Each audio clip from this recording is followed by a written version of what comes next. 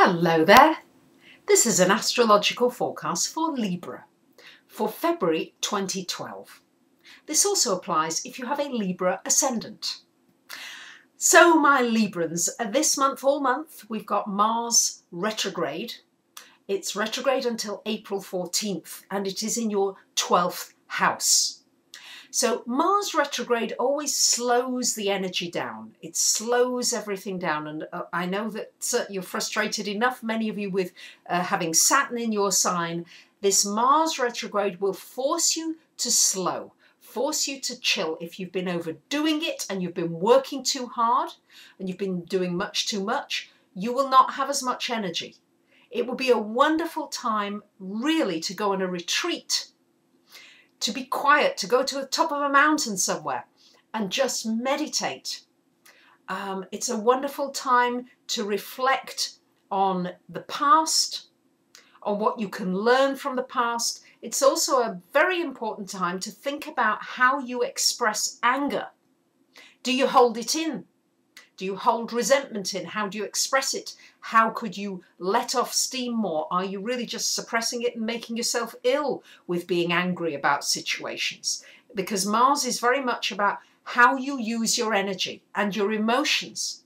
It might be a time where you look at your fears and really face your fears. So it's going to be a wonderful time to do some psychological study of yourself during this month, so that when Mars goes direct on April 14th and you've learned a lot, then you can go forward with much more confidence and less of these fears that have been holding you back and frightening you. Because many of these fears, my guess is, are not really real, but you do need to face them rather than holding them in. Also looking at where you're submissive to others, where you let other people get away with murder. There is that tendency, Libras, you want to please people, you want to have people love you and be nice to you and be popular. So you might need to look at where you are compromising too much and where you need to assert yourself more, and that Mars retrograde will give you time to think about those situations. Please don't take action though until Mars goes direct. Lot happening for you in the 5th house this month, so it's a good month for creativity. Certainly a wonderful month for anything artistic and creative.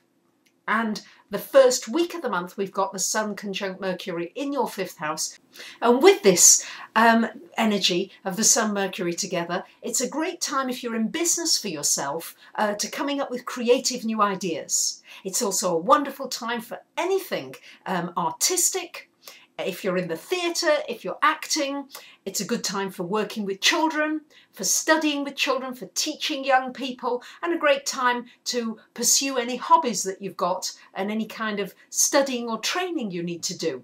It's also a nice time for doing something sporty. You're not going to feel like doing a whole lot with Mars being retrograde, but nonetheless a nice time for being active during that first week of the month. The second week of the month, we've got a lot of focus on your 6th house of work, and we've got Mercury conjunct Neptune in that second week, so this is not going to be the best time for communications in the workplace. And indeed you may find that somebody's fooling you or somebody's not telling the truth. There's just going to be some miscommunications potentially as soon as Mercury comes anywhere near Neptune. It's in your 6th house. I would just, if you have any serious communications or serious contracts or agreements to do, don't do them in the second week. The third week of the month, we've got the Sun conjunct Neptune in your 6th house, which is a great time for doing anything altruistic, for doing anything that's helpful for other people, for helping somebody out maybe in the workplace that needs help. It's a wonderful time for doing that, for being of service, for feeling as though you're doing something useful and helpful. And maybe doing something for a charity as well is well aspected with that Sun Neptune there in the third week. The last couple of weeks of the month we've got Venus and Uranus in your 7th house of relationship. So this could be a sudden meeting with somebody special, somebody new, a new relationship. Could be an intimate relationship, a work relationship. Also, it could be somebody giving you a surprise or you giving somebody a surprise. But certainly there's every possibility of meeting somebody and you get a sudden connection. You know, where it's just all the lights go on. That's this Uranus-Venus connection in your 7th house. That's a distinct possibility towards the end of the month. So I wish you a great month and I thank you very much for listening. Bye for now.